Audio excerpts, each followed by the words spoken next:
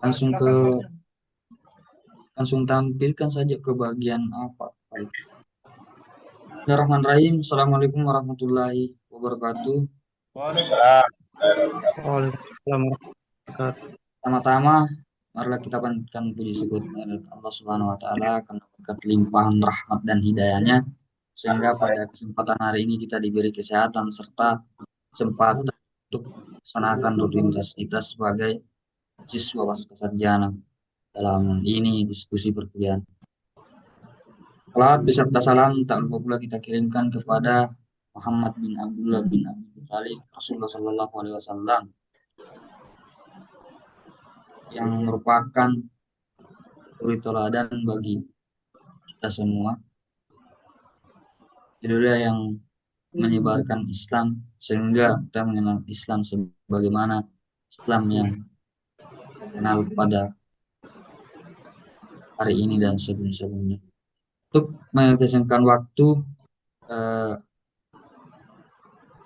mungkin dari teman-teman ada yang bisa jadi moderator sebentar. Pada malam hari ini saya akan membahas materi tentang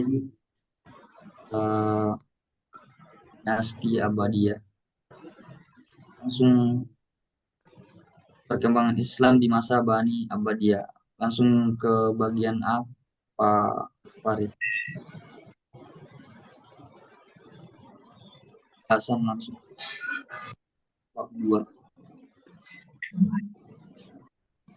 Jadi pada makalah saya dibahas tentang sejarah munculnya dinasti Bani Abbadiyah, kemudian masa kejayaannya dan terakhir kemundurannya atau masa berakhirnya dinasti tersebut.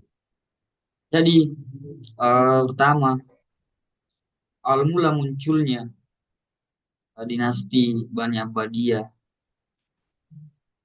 juga sama dengan dinasti-dinasti lainnya, yaitu memiliki perjalanan atau proses yang kompleks dan panjang. Kemudian melibatkan perkembangan politik, agama, dan sosial di wilayah Arab Saudi modern. Pada tahun 1446 Masehi, kelahiran Muhammad bin Saud yang merupakan pendiri dinasti Bani Abbadiyah. Nah, Muhammad bin Saud ini dinyatakan bahwa beliau mendirikan Bani Abbadiyah. Nah, dalam proses pendirian tersebut,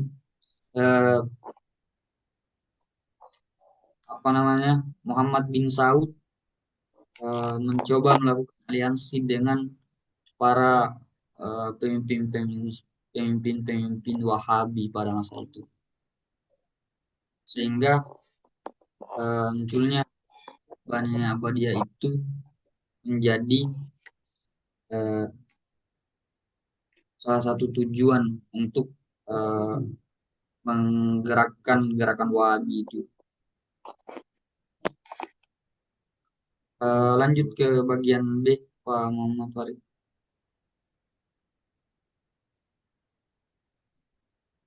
Kemudian pada perkembangan Islam dinasti Bani Abbadiyah, perkembangan Islam pada masa dinasti Abbadiyah itu berlangsung pada 1744 sampai 1926 Masehi di wilayah Arab Saudi modern. Adapun pengembangan di masa kejayaan dinasti Abbasiyah itu pertama pengembangan Wahabi, kemudian kedua pengembangan hukum syariah, ketiga pengembangan pendidikan Islam. Tolong Pak Farid digeser lagi ke atas. Kemudian pengembangan tadi sebelumnya pengembangan kebudayaan Islam dan terakhir pengembangan dakwah Islam. Bagian C, proses kemunduran dinasti Abbadiyah. sebagaimana dinasti-dinasti lainnya, eh, kemundurannya juga tentu dipicu oleh beberapa faktor, yang dimana eh, kemundurannya itu jatuh pada tahun 1926 Masehi. Adapun faktor-faktor itu adalah faktor internal, faktor eksternal, ekonomi, dan eh, bisa digeser lagi Pak Muhammad Farid yang terakhir. Faktor ekonomi, faktor sosial, dan lain-lain. Jadi mungkin itu saja presentasi saya pada makalah hari ini. Saya kembalikan kepada moderator untuk memberikan kesempatan pada teman-teman untuk eh, menyampaikan tanggapan atau pertanyaan. Terima kasih.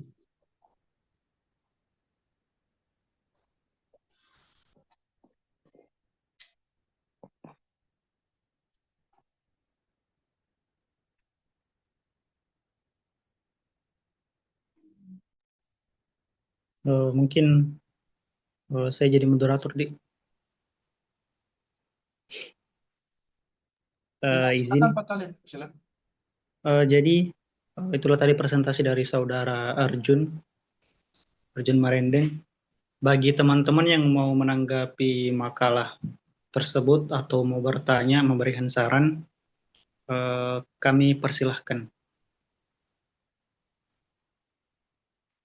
Ya, mungkin dimulai Sedikit dari dulu sebelum saudara Syahdino. diskusi, itu di mana dapat sumber itu dinasti Abbadiyah, Eh, Abbadiyah bukan Abbasiyah, ada saya, bukan Abbadiyah, Abbasiyah itu. saya mengikuti Kenapa sesuai bisa materi yang dikirim, Abbadiyah? Prof. Materi yang dikirim tertulis Abbadiyah. Abbasiyah bukan Abbadiyah. Dinasti Abbasiyah. Oh iya, Prof. Coba tampilkan referensinya, referensi Karena yang daftar terkirim pustaka. di daftar pustakanya ada itu. Kemarin juga sempat Bukan bingung Abbadiyah, Abbasiyah. eh, Abbas. karena tidak ada saya temukan di Tidak ada itu dinasti Abbadiyah. ya, Prof. Abbasiyah, maksudnya itu Abbasiyah. Salah tulis itu kalau ada begitu. Abbasiyah. Coba.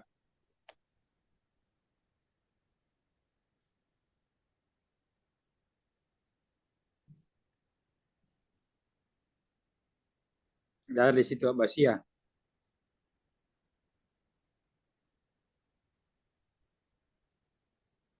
Saya agak kaget juga kalau Abbadiyah. Tidak ada tuh Abbadiyah. Ini siapa yang kasih judul ini kan? Saya kan? Ya, Saya yang kasih Ya, judul ya. apa Prof mungkin tipe salah salah salah penulisan.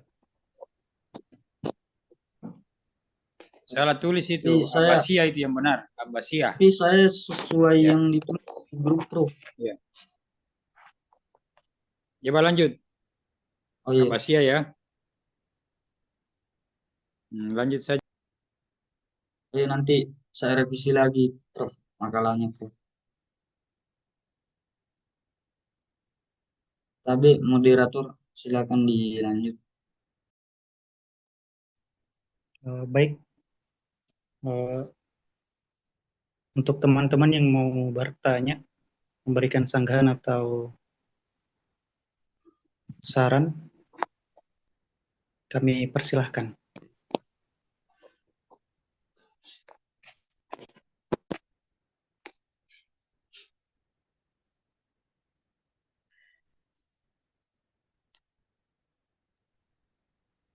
Saudara Syahdino atau saudara Muhammad Farid.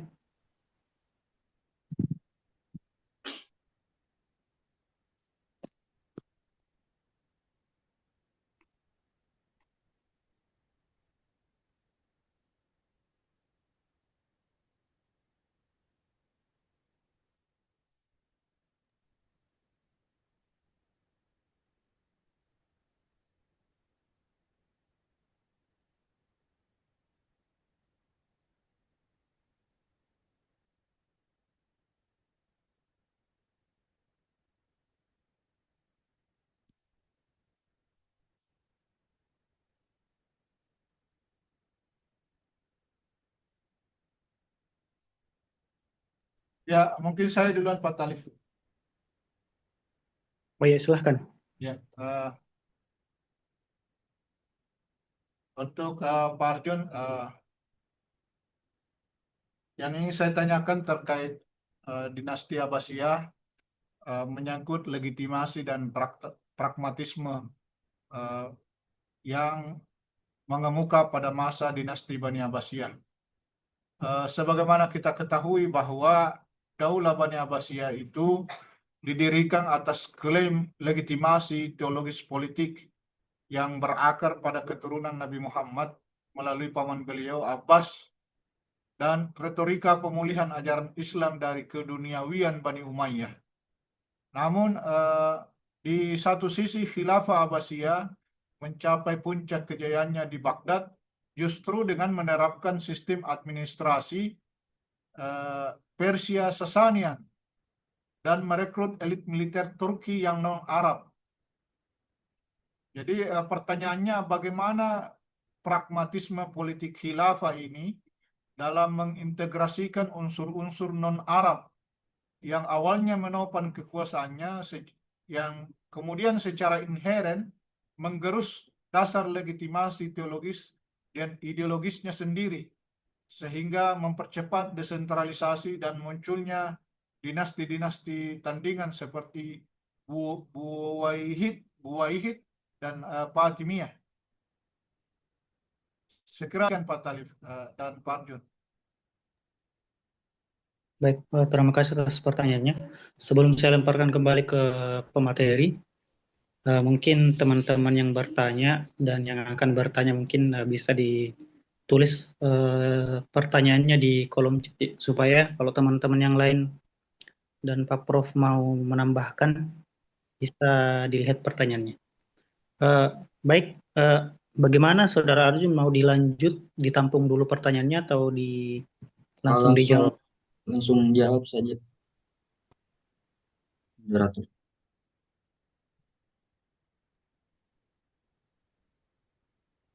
Eh, tapi Pak Farid, Langsung dijawab. Ya, dipersingkat ya, pertanyaannya, silakan. diperjelas. Jadi bisa dipersingkat tadi pertanyaannya, langsung ke poin pertanyaannya saja. Saya minta diulang kalau bisa. Oh ya,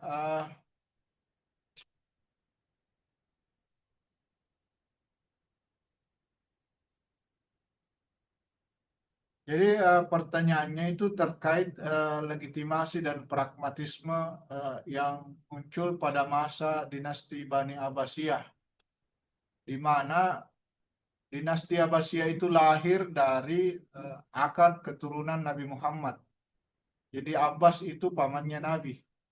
Namun dalam perjalanan pemerintahannya, dia banyak merekrut eh, Tapi Pak Farid, iya, iya, langsung ke pertanyaannya. ya. Pertanyaannya bagaimana kemudian eh, itu terjadi, karena eh, tidak tidak secara penuh mempraktikkan asas khilafah, karena banyaknya unsur pemerintahan dan militer yang non Arab, terkait eh, begitu pula terkait penerapan sistem administrasinya.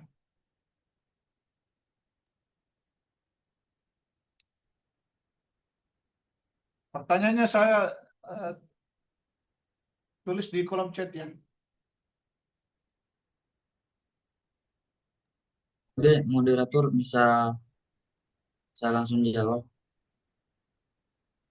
Baik, silahkan kepada Saudara Arjun. Terima kasih atas pertanyaannya, Pak Farid. Jadi proses legitimasi yang kemudian dilakukan oleh dinasti Abbasiyah, seperti yang kemudian dikatakan oleh Pak Farid tadi, awal munculnya dinasti Abbasiyah itu eh, dari keluarga keturunan paman Nabi sendiri, yaitu Abbas bin Abdul Muthalib. Nah, kemudian bagaimana proses legitimasi yang dilakukan oleh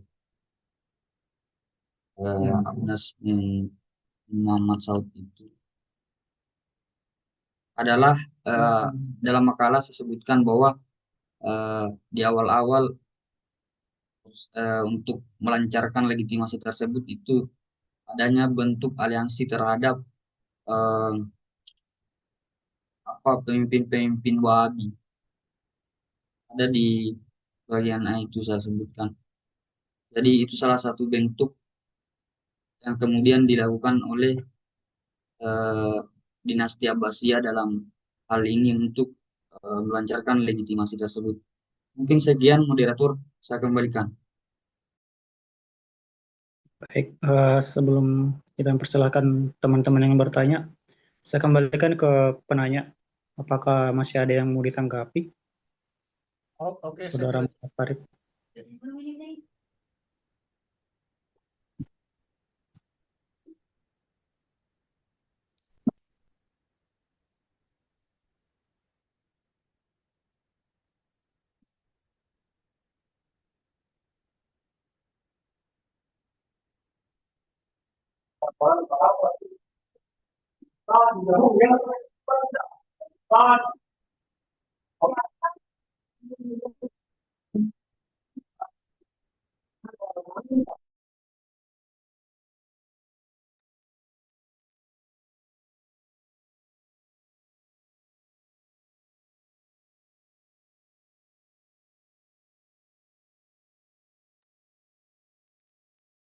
Eh,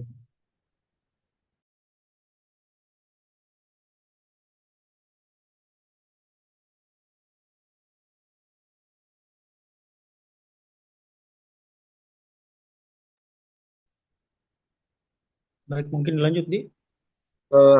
Pertanyaan kedua, Ya, baik. Silakan, Saudara Syahdino. ya, kan yang membahas tentang Abbasiyah kedinastiannya. Saya juga mau bertanya secara substansinya sangat langsung. Sejauh mana pengaruh Persia, Turki, dan non-Arab lainnya membentuk identitas budaya dan intelektual dinasti Abbasiyah? Saya ulang dulu. Sejauh mana pengaruh Persia, Turki, dan non-Arab lainnya membentuk identitas, budaya, dan intelektual dinasti Abbasiyah.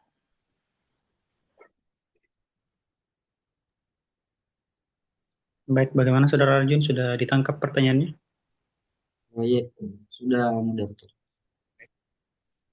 Saya persilakan untuk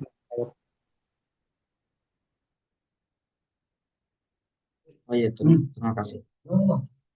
Jadi perkembangan budaya yang tadi disebutkan oleh Pak Salino Sadana atau Saudara Sadana, bahwa sejauh perkembangan itu ditandai dalam bentuk pengembangan arsitektur seni, kemudian pusat-pusat ilmu pengetahuan. Salah satu contohnya di Baghdad yang didirikan itu ada Baitul Hikmah. Jadi itu salah satu contoh proses pengembangan dalam hal daya dan ilmu pengetahuan. Jadi mungkin itu saja yang bisa saya sampaikan. Saya kembalikan kepada moderator. Terima kasih.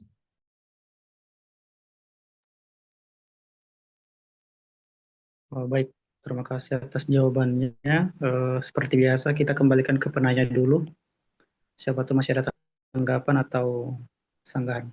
Bagaimana Saudara Syahdino?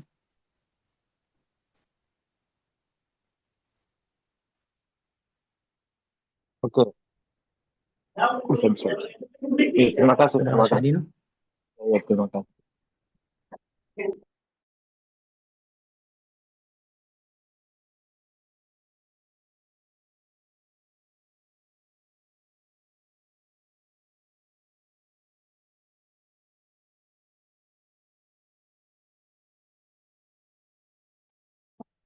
Terima kasih atas jawabannya. Lanjut lagi, moderator. Baik, terima kasih atas jawaban pertanyaannya. Kita lanjut dulu. Teman-teman selanjutnya mau bertanya, kami persilahkan. Saya pertanyaan ketiga. Saudari Indah Sari Dewi, Silakan. Pertanyaan saya kepada pemakalah tentang dinasti Abbasiyah.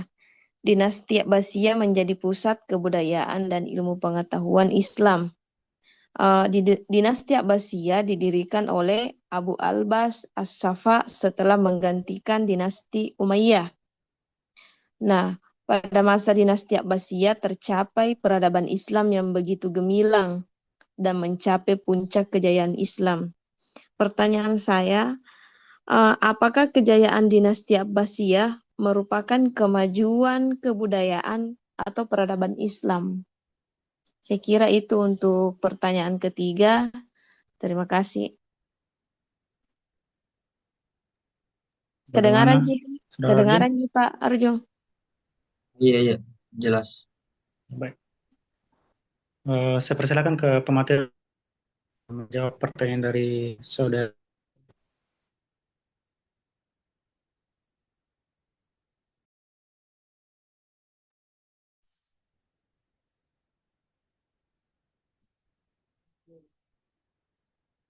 Baik, terima kasih moderator.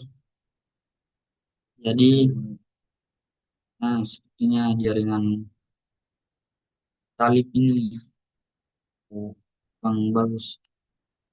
Di tapi Bu Indah, saya langsung jawab saja. Di pertanyaannya, apakah dinasti Abbasiyah ini dalam proses sejarahnya yang panjang ini termasuk dalam perkembangan kebudayaan atau dalam hal ini peradaban Islam. Jadi dinasti Abbasiyah itu termasuk dalam bentuk pengembangan eh, lebih kepada peradaban Islam, tapi juga pengembangan terhadap kebudayaan Arab dan Islam itu sendiri. Kenapa demikian? Karena eh, itu jelas di makalah saya cantumkan pengembangan yang dilakukan oleh dinasti Abbasiyah. Seperti halnya pengembangan dakwah Islam, pengembangan arsitektur, pengembangan pengembangan seni dan ilmu dan pengetahuan yang berpusat di Baghdad. Jadi kesimpulannya adalah bahwa dinasti Abbasiyah termasuk atau tergolong dalam bentuk pengembangan budaya dan juga pengembangan peradaban Islam itu sendiri. Seperti yang saya sebutkan tadi. Mungkin itu saja yang bisa saya sampaikan. Saya kembalikan kepada moderator. Terima kasih. Baik, terima kasih atas jawabannya. Mohon maaf karena jaringan saya kurang bagus. Saya kembalikan ke saudari Indah Sari Dewi. Iya, Pak. Saya kira cukup untuk jawaban dari pemakalah. Terima kasih. Baik, terima kasih. Untuk pertanyaan selanjutnya, bagaimana? Saudari Tuti mau bertanya? Baik, terima kasih. Jadi langsung Iya, saja, silakan. adapun pertanyaan saya kepada pemakalah yaitu, apakah perhatian Bani Abbasiyah terhadap kemewahan budaya menggeser fokus masyarakat dari praktik keagamaan sehari-hari, yaitu menuju apresiasi terhadap seni, estetika, dan kegiatan intelektual? Dan itu saja.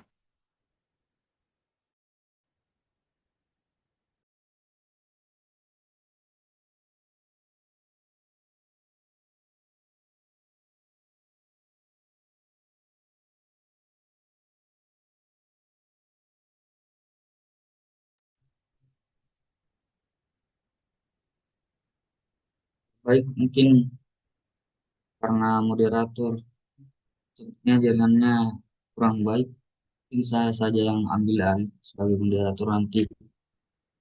Ini setelah Pak Talib masuk lagi, kita serahkan lagi. Sudah ada.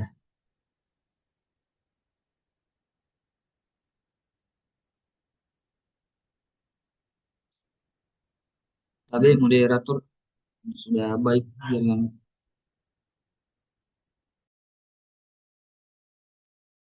Ya baik, mungkin langsung saja menjawab pertanyaan dari Tuti. Saya persilahkan. ya, terima kasih atas kesempatannya. Di pertanyaannya tadi, apakah pengembangan yang kemudian dilakukan oleh dinasti Abbasiyah yang secara eh, konsep atau dilihat daripada literatur yang ada itu lebih mengarah kepada pengembangan budaya, arsitektur, dan seni. Apakah itu akan menggeser eh, pola pemikiran masyarakat pada masa itu yang kemudian eh, menggeser tergeser daripada pola pemikiran intelektual dalam hal ini ajaran-ajaran Islam. Akan apakah mereka akan lupa dengan eh, hal-hal tersebut. Jadi dinasti Abbasiyah berdasarkan latar belakang munculnya itu yang kemudian didirikan oleh keturunan paman Rasulullah SAW yang yang dimana saya sebutkan tadi di presentasi sebelumnya bahwa eh, di awal-awal proses munculnya itu dinasti Abbasiyah ini atau pemimpin dinasti Abbasiyah ini melakukan aliansi dengan pemimpin-pemimpin Wahabi.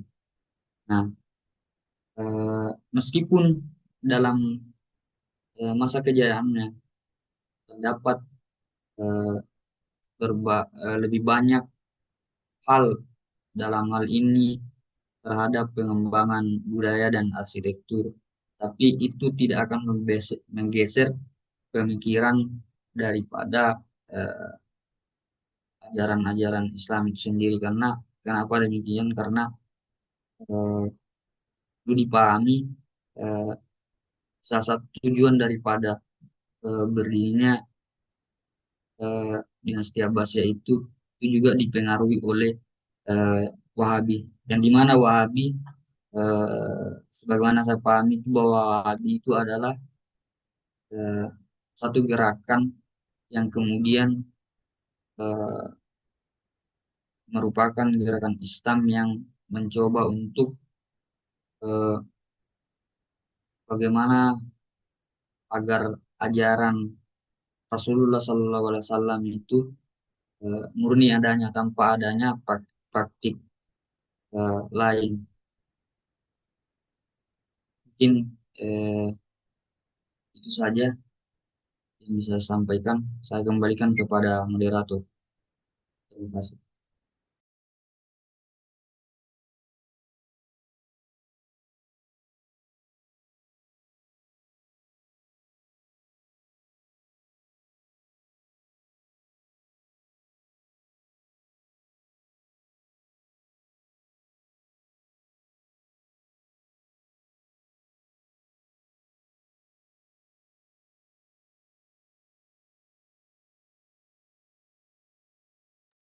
Baik, bagaimana? Sudah selesai dijawab? Sudah moderator. Baik. Saya izin bertanya juga ya Pak Rujunnya. Iya, Pertanyaan saya singkat saja. Tadi ada dalam makalah, sempat tadi saya lihat bahwa ada pergerakan bisa dibilang Wahabi untuk memurnikan ajaran Islam. Pertanyaan saya, apakah gerakan Wahabi di era sekarang itu bagaimana pandangan pemateri tentang gerakan yang dianggap Wahabi di era sekarang?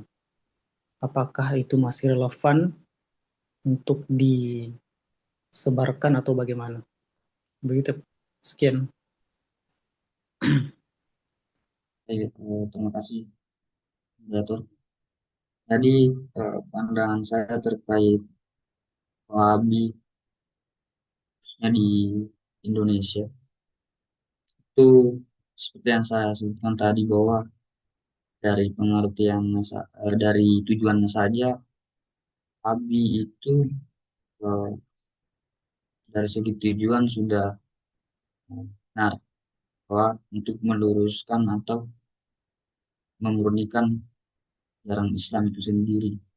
Namun faktanya mungkin teman-teman juga sering menemukan bahwa gerakan tersebut itu bersifat dalam tanda kutip rasisme.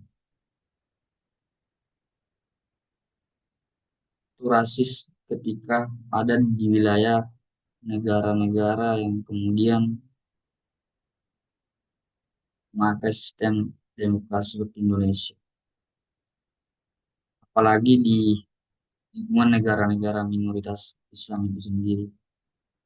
Nah, faktanya bahwa Wahabi itu seperti yang sering kita temukan di televisi, di Quran atau di tempat-tempat lain itu bahwa eh, mereka eh, terkesan seperti fanatik dalam beragama sehingga alhasil muncul eh, Islamofobia, banyak masyarakat non-Muslim yang kemudian fobia terhadap Islam akibat dari gerakan tersebut.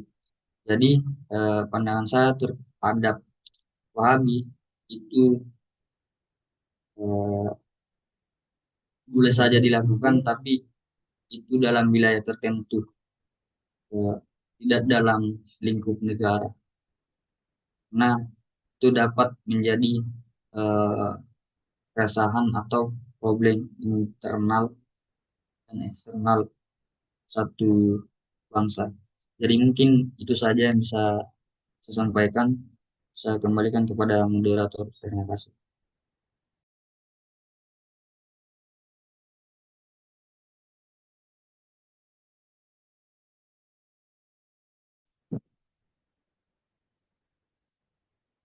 Semua pertanyaan sudah dijawab. Tanya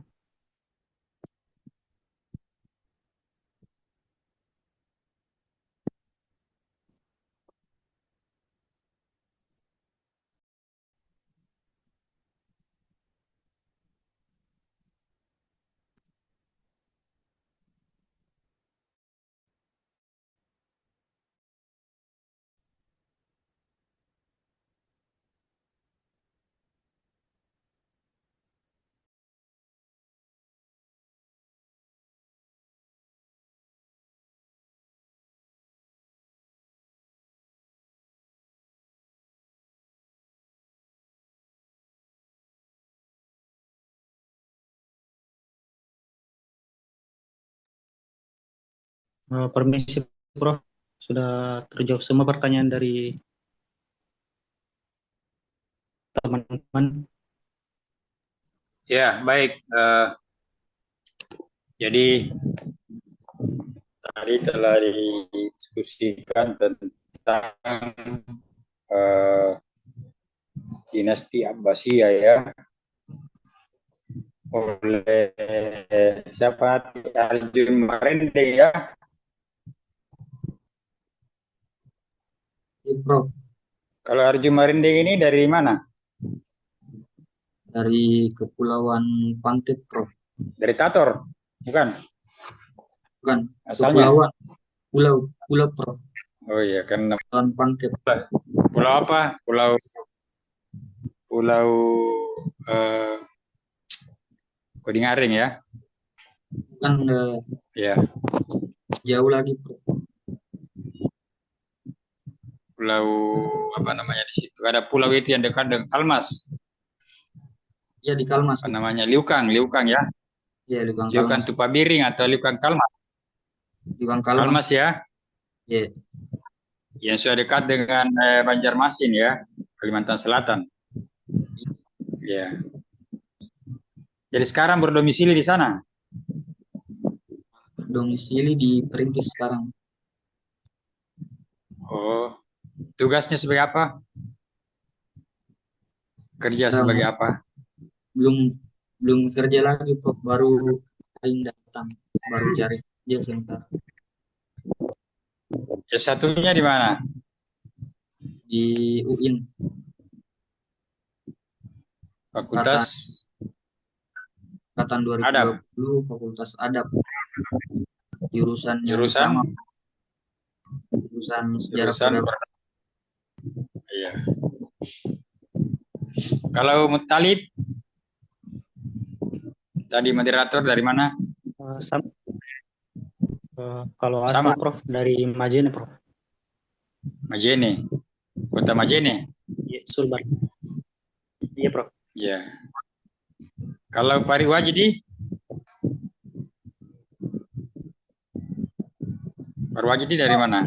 Di Pangkep, Prof. Pangkep juga? Ya, di Minasatene di saya, Prof. Sebagai apa di sana? Guru, Pembina Prof. pesantren? Guru, Prof. Guru pesantren ya? Iya, Prof. Guru. Di IMIM, Prof. Oh, imim ya, imim putri ya? Iya, Prof. Putri, Pangkep. Ya. Baik. Kalau tadi yang perempuan yang bertanya tadi dari siapa? Ya, Prof. Baik, saya mohon ditulis nanti. Ya, siapa? Tuti Wahyuni. Bulukumba, Prof. Kumba apa? Kajang, Tanete, Bukan di Bonto Kota. Bahari. Ya. Dekat dari pantai. Bahari, Bonto Bahari. Iya. Bonto tapi laut. Bonto Bahari itu kan laut ya, berarti Iya. pinggir pantai. Iya. Yang satu lagi siapa? Jadi sekarang di Bonto Bahari.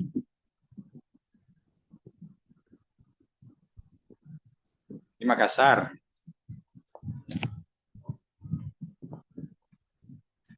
Iya. Tadi siapa lagi satu itu? Tuti Wahyuni. Iya, Prof. Saya Indah Sari Dewi. Sari Dewi dari Baru. Baru. Takalasi. Iya, Mangkoso. Prof. Takalasi, Prof. Mangkoso. Takalasi ya. Tidak banjir di sana. Hati-hati dengan sungai. Ya, terus mana 2 orang ini kan 7. Mana 2? Hadir. Hadir di Prof. Sudah memberikan pertanyaan ya. Oh ini. Iya. Audio apa? Syahdino Sahdana. Dari Prof. Makassar, Prof. Kota. dari mana? Makassar, Prof. Buka. Kota. Makassar. Ya, Makassar Makassar. Kota. Ya, Makassar Kota. Iya.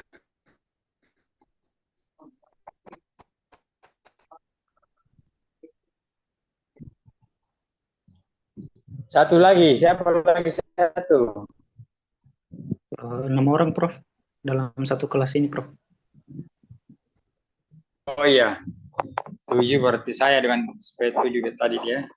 6 peserta. Ini pertemuan ke berapa? Ke-6?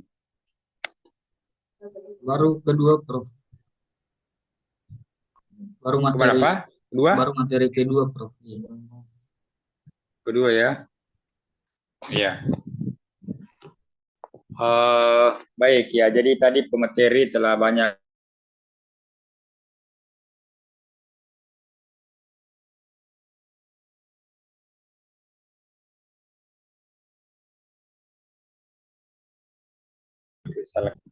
jadi dinasti Abbasiyah ini adalah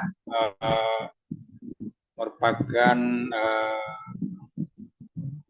apa namanya, dinasti kedua setelah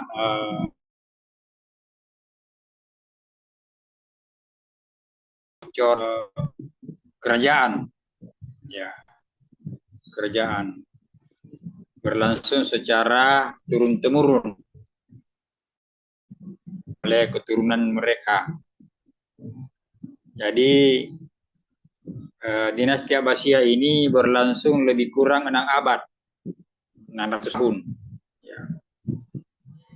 pada masa dinasti ini melahirkan banyak tokoh-tokoh ilmuwan, cendekiawan Muslim, ya, yang sekarang menjadi referensi atau sumber ilmu pengetahuan dari generasi sekarang, seperti misalnya Al-Farabi, ya, ada siapa lagi,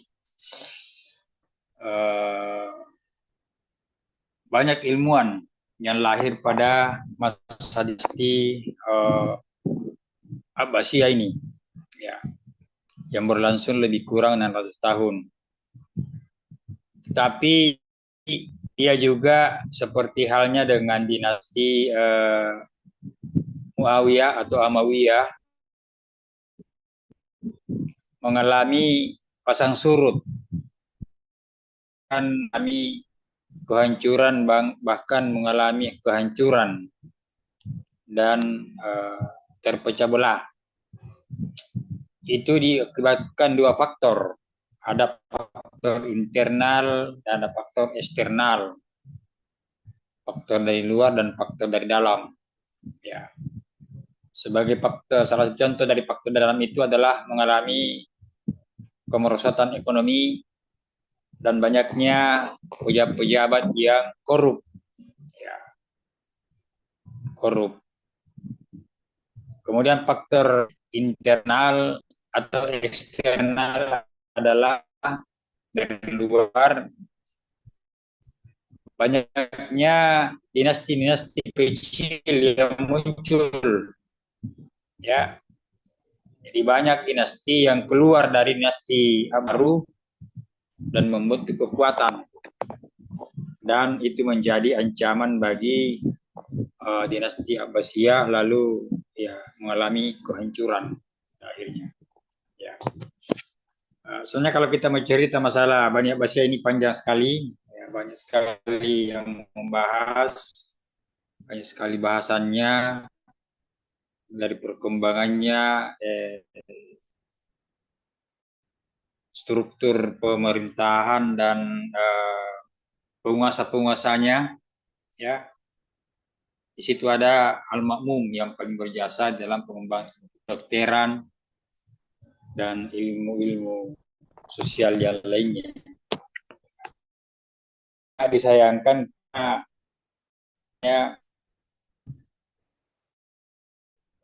tidak berlangsung, artinya hanya ada akhirnya juga, ya, pada akhirnya mengalami kehancuran dan terjadilah perpecahan di sana sini dan akhirnya mereka bubar, dan digantikan oleh dinasti-dinasti lain ya, seperti Safawi, dinasti yang ada di Turki dan di Mesir. Ya, saya kira ini yang bisa saya sampaikan sebagai penguatan-penguatan dari diskusi tadi, timbangan pertanyaan, dan juga dijawab dengan baik oleh materi. Saya kira demikian. Wabillahi taufiq hidayah. Wassalamualaikum warahmatullahi wabarakatuh. Waalaikumsalam warahmatullahi wabarakatuh. Waalaikumsalam warahmatullahi wabarakatuh. Waalaikumsalam warahmatullahi wabarakatuh. Dikirim namanya, nama siapa dan asalnya. Begitu juga judul skripsinya yang di S1 itu. Ya, begitu ya. Siap, Prof.